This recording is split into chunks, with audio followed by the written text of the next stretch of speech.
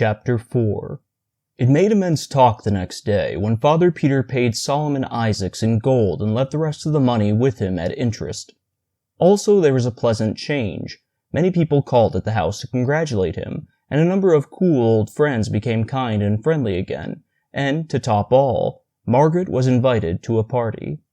And there was no mystery.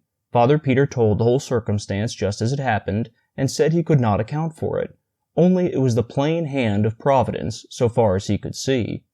One or two shook their heads and said privately it looked more like the hand of Satan, and really that seemed a surprisingly good guess for ignorant people. Like that. Some came slyly buzzing around and tried to coax us boys to come out and tell the truth, and promised they would never tell, but only wanted to know for their own satisfaction, because the whole thing was so curious. They even wanted to buy the answer, but we couldn't. We hadn't the ingenuity, so we had to let the chance go by, and it was a pity. We carried that secret around us without any trouble, but the other one, the big one, the splendid one, burned the very vitals of us. It was so hot to get out, and we were so hot to let it out and astonish people with it, but we had to keep it in. In fact, it kept itself in. Satan said it would, and it did.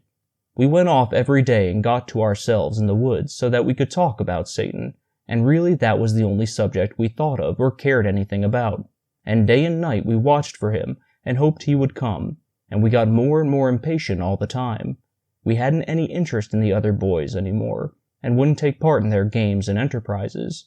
They seemed so tame after Satan, and their doings so trifling and commonplace after his adventures in antiquity and the constellations, and his miracles and meltings and explosions, and all that. During the first day we were in a state of anxiety on account of one thing, and we kept going to Father Peter's house on one pretext or another to keep track of it. That was the gold coin. We were afraid it would crumble and turn to dust like fairy money. If it did, but it didn't. At the end of the day, no complaint had been made about it, so after that we were satisfied that it was real gold, and dropped the anxiety out of our minds. There was a question which we wanted to ask Father Peter, and finally we went there the second evening, a little diffidently, after drawing straws, and I asked it as casually as I could, though it did not sound as casual as I wanted, because I didn't know how. "What is the moral sense, sir?"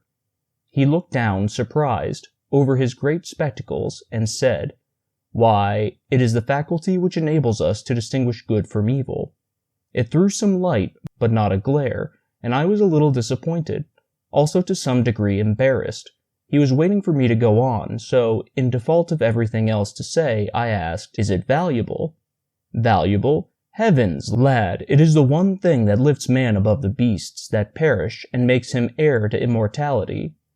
This did not remind me of anything further to say, so I got out, with the other boys, and we went away with that indefinite sense you often had of being filled but not fatted.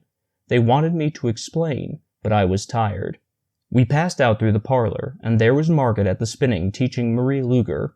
So one of the deserting pupils was back, and an influential one too. The others would follow.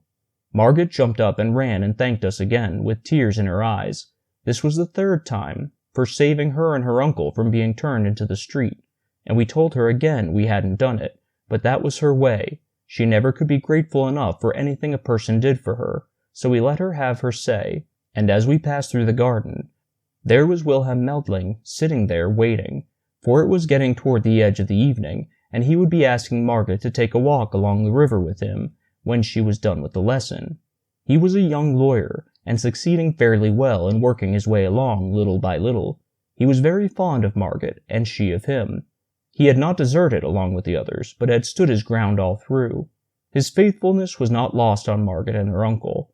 He hadn't so very much talent, but he was handsome and good, and these are a kind of talents themselves, and help along. He asked us how the lesson was getting along, and we told him it was about done. And maybe it was so.